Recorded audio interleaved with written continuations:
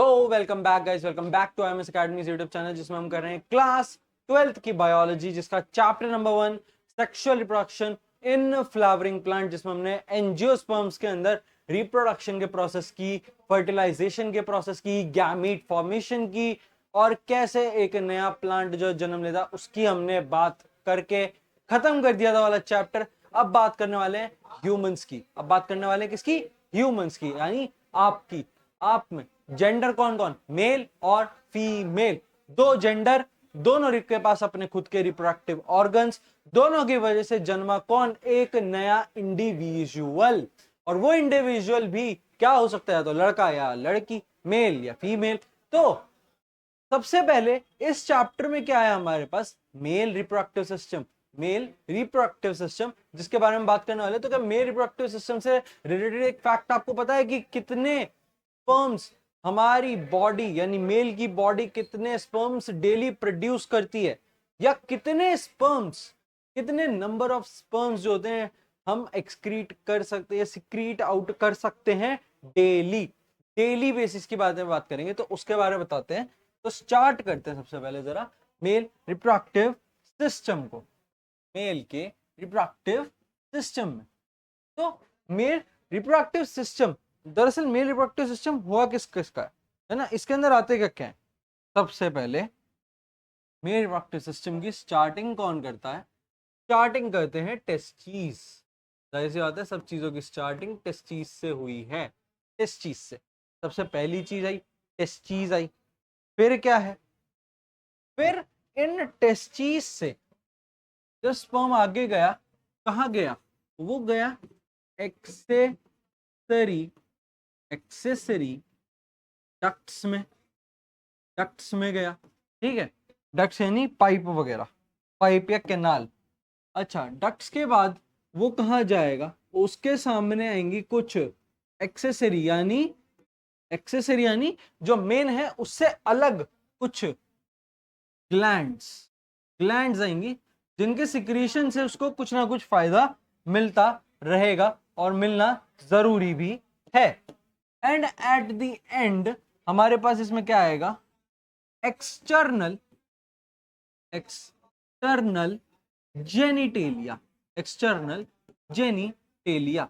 मतलब वहां ये बनेंगे, यहां से गुजरेंगे, यहां पे जाएंगे, कुछ ना कुछ इन्हें मिलेगा, और यहां से बाहर निकल जाएंगे, जो कि मेल्स में है पिन्नस या पिनाइल रीजन, या पिनाइल रीजन, पिनाइल रीजन।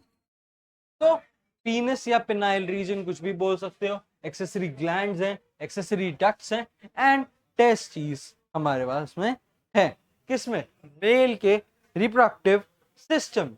अच्छा, आगे बढ़ते हैं, स्टार्ट करते हैं अपने पास। क्या सबसे पहली चीज, जो सबसे इंपॉर्टेंट चीज कहां बताई थी? यहां बताई थी। क्या थी वो थी टेस्टिस, वो थी टेस्टिस। टेस्टिस के बारे में स्टार्ट करते हैं कुछ ना कुछ लिखना। ठीक है, पहली चीज, situated, situated in a pouch, in a pouch called, called scrotum. अच्छा, ये स्क्रोटम में होते हैं। ठीक है, अब स्क्रोटम में होने की जरूरत क्यों? स्क्रोटम, बिकॉज नहीं, they are in pouches, they are in pouches because they are in pouch, because they need, because for the production of semen, for the production of, production of what? Production of sperm। उस time ये sperm ही है। Semen जब ये बाहर निकलेगा, ducts और glands, glands की वजह से ये सीमन बनेगा, ग्लैंड्स की वजह से सीमन बनेगा, वरना ये स्पर्म ही है। Sperm, they need, they need 2 to 2.5 degree Celsius lower than the actual body weight, actual body weight, यानी इन्हें अपने एक्चुअल बॉडी वेट से ओ सॉरी, बॉडी वेट नहीं आना, बॉडी टेम्परेचर, बॉडी टेम्परेचर। तो यानी जो हमारा नॉर्मल बॉडी टेम्परेचर है जो कि 36 डिग्री सेल्सियस, उससे 2 से 2.5 डिग्री इन्हें कम चाहिए होता है, उनसे लाइक 34, 34.5, 35 डिग्री इन्हें चाहिए। ठीक है, 35 तो ज्यादा हो गया, 34, 34.5, 33, 33.5 ऐसा डिग्री इन्हें टेम्परेचर चाहिए। किसके लिए? स्पर्म की प्रोडक्शन के लिए, नॉट सीमन। सीमन लिखोगे गलत हो जाएगा, नंबर काट लेगी टीचर। क्या लिखना है तुम्हें फिर? स्पर्म लिखना है, स्पर्म, क्योंकि सीमन कब बनेगा? Semen is the mixture. आओ जरा, सीमन क्या है? Semen is sperm plus secretion, secretion of what? Secretion of accessory glands, accessory gland, ये होता है सीमन, ये होता है सीमन। बाकी क्या? ये क्या है? ये यहाँ कोई ग्लैंड्स थोड़ी दी, तो ये तो नॉर्मल स्पर्म ही हुआ, है ना, ये तो नॉर्मल स्पर्म ही हुआ। अब इनकी लेंथ और इनकी ब्रेथ की बात कर लेते हैं जरा, इनकी जरा लेंथ और इनकी ब्रेथ की बात कर लेते हैं। तो जरा आते हैं लेंथ पे। लेंथ है 4 से 5 की सेंटीमीटर में, और इनकी ब्रेथ यानी मोटाई, उनकी लंबाई थी 4 से 5, मोटाई इनकी है 2 से 3 सेंटीमीटर। ये एवरेज मेल की बात करिए, एवरेज मेल की बात करिए, एवरेज मेल की बात करी है। तो टेस्टिस से रिलेटेड एक वाली चीजें जो थी, कुछ इंपॉर्टेंट फैक्ट्स जो थे वो यहाँ पर as a point, bullet points में हमने कवर करे। ठीक है, अब जरा थोड़ा सा इनके बारे में एडिशनल जरा नॉलेज लेने की कोशिश करते हैं, थोड़ा सा एडिशनल नॉलेज लेने की कोशिश करते हैं।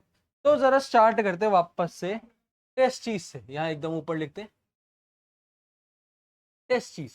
ठीक है, अब जरा व्हाइट से हम एरो बनाएंगे, व्हाइट से हमने एरो बनाया, इसके ऊपर हमने लिखा each testis have, each testis have. ठीक है, टेस्टिस एक एरो, आप भी अगर ऐसे लिखेंगे तो शायद आपके नोट्स बहुत अच्छे तरीके से बन जाएंगे, है ना। तो यहाँ क्या होते हैं? 250 टेस्टिकुलर, टेस्टिकुलर लॉब्यूल्स या लॉब्यूल्स हर एक टेस्टी के पास, ईच टेस्टी हैव 250 टेस्टिकुलर लॉब्यूल्स होते हैं। अब हर एक लॉब्यूल की जरा बात करते हैं, 250 लॉब्यूल हुए, 250 लॉब्यूल हुए, है ना। तो जरा यहाँ लिखते हैं, और यहाँ लिखते हैं each lobule contain, each lobule contain, हर एक लॉब्यूल में क्या है? हर एक लॉब्यूल में क्या है? 1 to 3 seminiferous, seminiferous, seminiferous tubule, seminiferous tubule. एक टेस्टिस में एक टेस्टिस में 250 टेस्टिकुलर लॉब्यूल, एक लॉब्यूल में 1 से 3 सेमिनिफेरस ट्यूब्यूल, सेमिनिफेरस ट्यूब्यूल।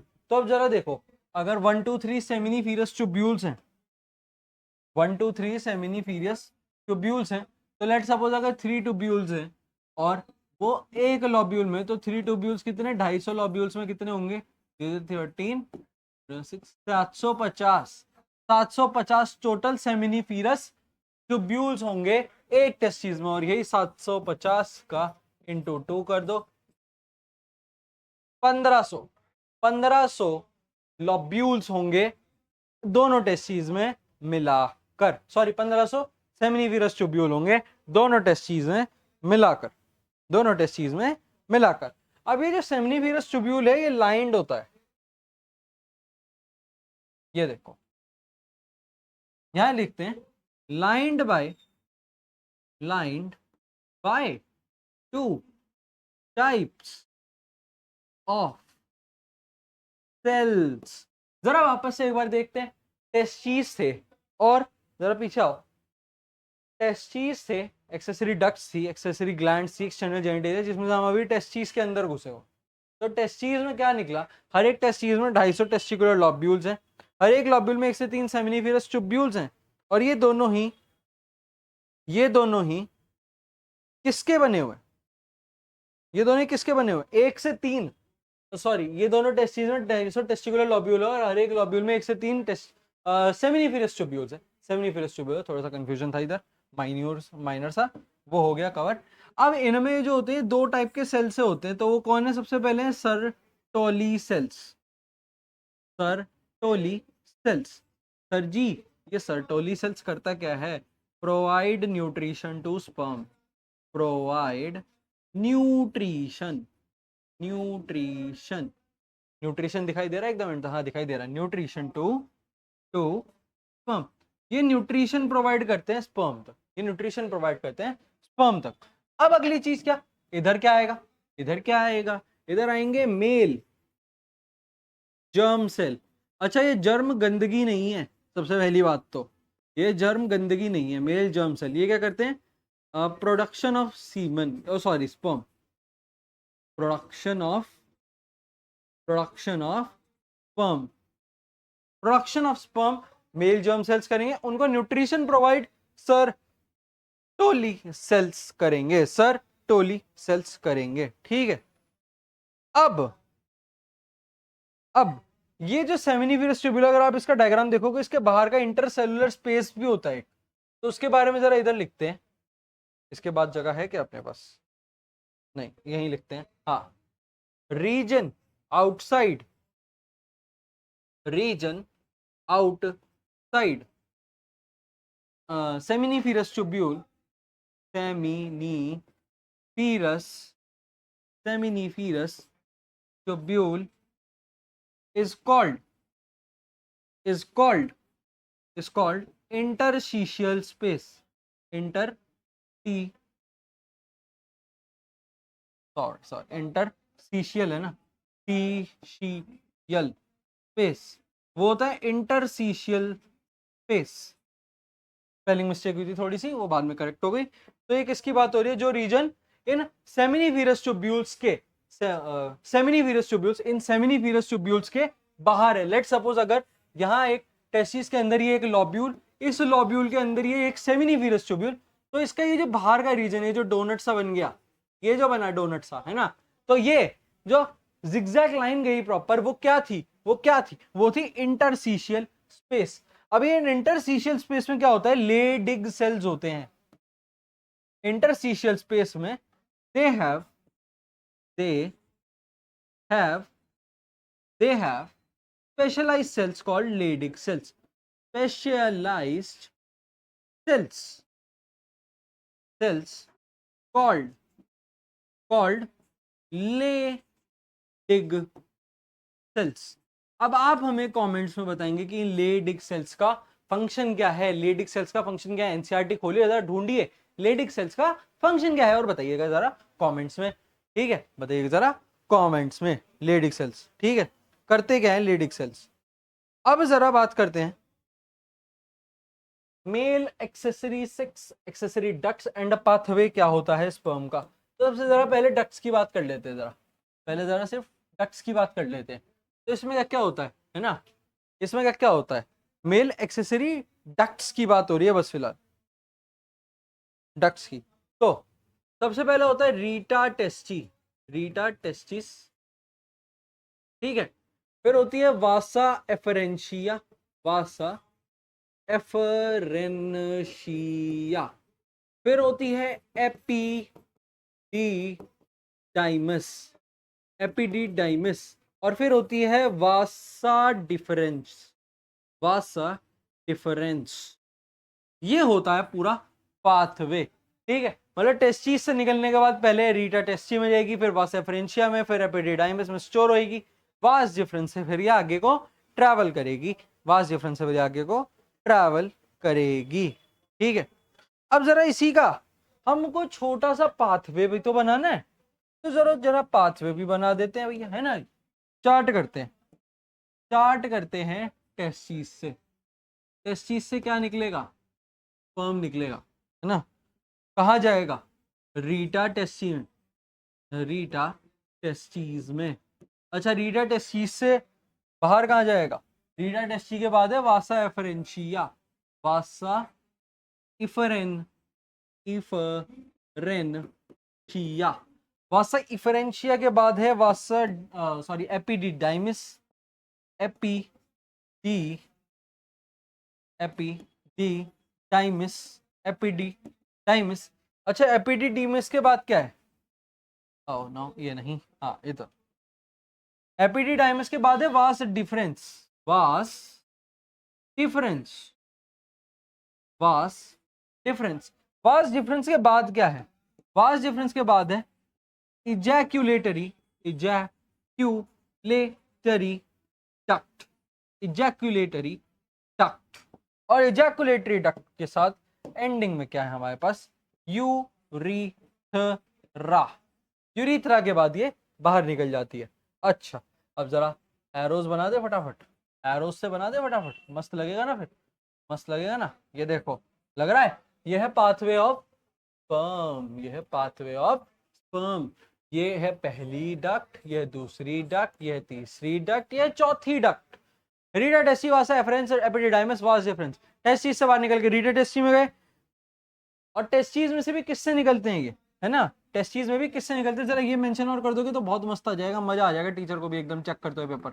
यहाँ लिख देना बस और कुछ नहीं। अगर ये पेपर में आता है ना पाथवे ऑफ स्पर्म बताओ, तो यहाँ टेस्टीज के नीचे सेमिनिफेरस ट्यूब्यूल्स लिख देना, सेमिनिफेरस ट्यूब्यूल्स लिख देना। टीचर पेल के नंबर देगी, नंबर ही नंबर मिलेंगे, नंबर ही नंबर मिलेंगे। ठीक है, टीचर का नंबर नहीं मिलेगा, टीचर नंबर देगी। ठीक है, जरा बात करते हैं मेल एक्सेसरी ग्लैंड्स की, मेल एक्सेसरी ग्लैंड्स की और मेल जेनिटेलिया पीनिस की। तो जरा इसको करते हैं डैश, यस पार्टीशन, अपना फेमस पार्टीशन। और जरा इधर बात करेंगे मेल एक्सेसरी ग्लैंड्स की, मेल एक्सेसरी ग्लैंड्स की। तो इधर बात करेंगे ग्लैंड्स की, इधर सिर्फ बात करेंगे ग्लैंड्स की। ठीक है, तो सबसे पहली सेमिनल वेसिकल, सेमिनल वेसिकल।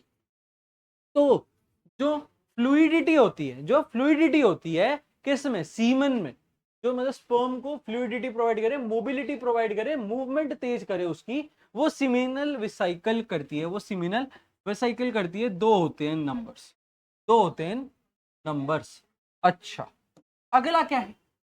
अगला है प्रोस्टेट ग्लैंड। प्रोस्टेट ग्लैंड क्या करती है? प्रोस्टेट ग्लैंड क्या करती है? इसको और लिक्विफाई थोड़ा सा तो करती है, लेकिन साथ साथ में इसके अंदर, इसके अंदर या इसको कोई फीमेल के अंदर पहुंचते हुए कोई भी तरीके का एंटी सॉरी लाइक कोई भी तरीके का माइक्रो ऑर्गेनिज्म कुछ ना कर पाए, तो उसके ऊपर एक कवरिंग करती है, कवरिंग, कवरिंग। ठीक है, कवरिंग करती है प्रोस्टेट ग्लैंड। ये भी दो होते हैं, ये भी दो होते हैं। तो अभी तक आपको दो ग्लैंड्स पता चली, सीमिनल वेसिकल और प्रोस्टेट ग्लैंड। अब क्या है? ये एक और ग्लैंड लिख देते फिर बताते हैं। आओ, एक और ग्लैंड है bulbo, bulbo urethral, bulbo urethral gland. अब ये बल्बो यूरिथरल ग्लैंड क्या करती है? ये होती है ओनली वन आई गेस। सो अगर एनसीईआरटी में सही लिखा है वन आई गेस, नहीं बल्बो यूरिथरल वन नहीं होती, प्रोस्टेट एक होती है। हाँ ये दो होती है bulbo urethral, but prostate one होती है, प्रोस्टेट एक ही होती है, वो बड़ी ग्लैंड होती है। प्रोस्टेट एक होती है और बल्बो यूरिथरल दो होती है। अब इसके बारे में एक पॉइंट लिखा है, एक point, the secretion of these glands, the secretion of this gland is rich in, is rich in what? Fructose, in fructose and calcium and phosphate, phosphate। ठीक है, अब एक और इंपॉर्टेंट पॉइंट, इसमें से typically secretion of bulbourethral gland, secretion of bulbo urethral, urethral gland helps in help help in lubrication of penis. वो lubrication के काम आता है, ल्यूब्रिकेशन ऑफ पीनस। तो जो पीनस का ल्यूब्रिकेशन चाहिए, कब चाहिए ल्यूब्रिकेशन, कब चाहिए उसको? At the time of copulation, at the time of coitus, जो उसको सिक्रीशन जो होता है वो उसको ल्यूब्रिकेट करता है, आगे से उसको थोड़ा सा गीला कर देता है कि वो इजीली एंटर हो जाए, इजीली वजाइना में एंटर हो जाए बिना किसी फ्रिक्शन या नेगेटिव फोर्स के, फ्रिक्शन या नेगेटिव फोर्स के, ठीक है। और बाकी सबके सिक्रीशन कैसे? रिच इन फ्रक्टोज है, ओह हाँ इसी के ऊपर फेर दिया, रिच इन फ्रक्टोज है, कैल्शियम है, फॉस्फेट। अच्छा फ्रक्टोज एक टाइप ऑफ शुगर है कि नहीं? फ्रक्टोज एक टाइप ऑफ शुगर है कि नहीं? क्लास 11 के बायोमोलिक्यूल्स में तो पढ़ के रखे होगे, फ्रक्टोज एक शुगर है। तो इसकी वजह से क्या तुम बता सकते हो कि सीमन का ओवरऑल टेस्ट टाइप का क्या होगा? थोड़ा सा शुगरी टाइप होगा, थोड़ा सा मीठा सा होगा, ठीक है, थोड़ा सा मीठा सा होगा। वो मैंने अनुमान कैसे लगाया? क्योंकि इसमें फ्रक्टोज की प्रेजेंस देखने को मिल रही है, इनके ग्लैंड्स के सिक्रीशन, इसलिए मैंने सीमन का बताया, स्पर्म का नहीं बताया, सीमन का बताया। फ्रक्टोज की सिक्रीशन की वजह से मैंने अनुमान लगाया कि जो सीमन है उसका जो टेस्ट अगर होगा तो वो शुगर जैसा होगा, थोड़ा सा मीठा होगा, थोड़ा सा मीठा होगा, स्वीट होगा। फ्रक्टोज, फ्रक्टोज एक टाइप ऑफ शुगर है, क्योंकि फ्रक्टोज एक टाइप ऑफ क्या है? शुगर। अच्छा अब जरा इधर देखो, ये हो गया। अब क्या है? अब क्या है? External genitalia. एक्सटर्नल जेनिटेलिया के बारे में कुछ बातें लिखना स्टार्ट करते हैं। External genitalia made up of special tissues, made up of special tissue, made up of special tissue called erectile tissues, called erectile tissue, ठीक है। ये इरेक्टाइल टिश्यू का बना होता है, ये एक स्पेशल टाइप का टिश्यू है जो सिर्फ पीनस के ऊपर ही प्रेजेंट है पूरी बॉडी में। अच्छा अब अगला पॉइंट क्या है? Made of specialized special tissue called erectile tissue. अगला the end, the end of penis is called, the end of penis is called what? Is called glans, called glans penis, glans penis। अच्छा glans penis अगले colour से लिख देते हैं। ये एक और पॉइंट कि ग्लांस पीनस क्या है? Glans penis is covered, is covered by, is covered by folding of skin, by a fold of skin, by a fold of skin called called called foreskin, foreskin।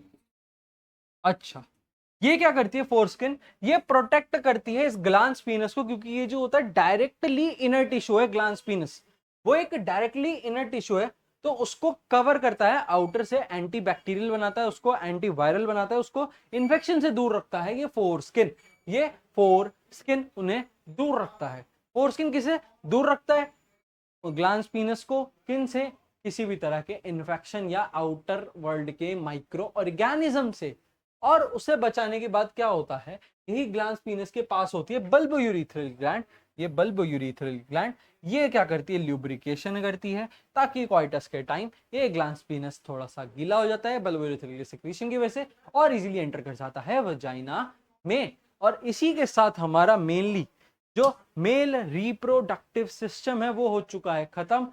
बच जाता है spermatogenesis, वो हम बाद में करेंगे फीमेल के जानने के बाद। फिर male spermatogenesis, oogenesis, mammary glands, इन सबको एक साथ ही पढ़ेंगे। अगली बार हम करेंगे फीमेल रिप्रोडक्टिव सिस्टम की बातें। Thank you so much.